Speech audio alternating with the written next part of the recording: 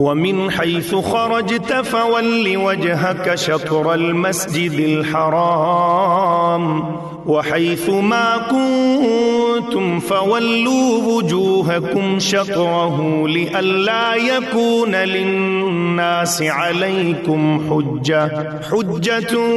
إِلَّا الَّذِينَ ظَلَمُوا مِنْهُمْ فَلَا تَخْشَوْهُمْ وَاخْشَوْنِي وَلِأُتِمَّ نِعْمَتِي عَلَيْكُمْ وَلَعَلَّكُمْ تَهْتَدُونَ۔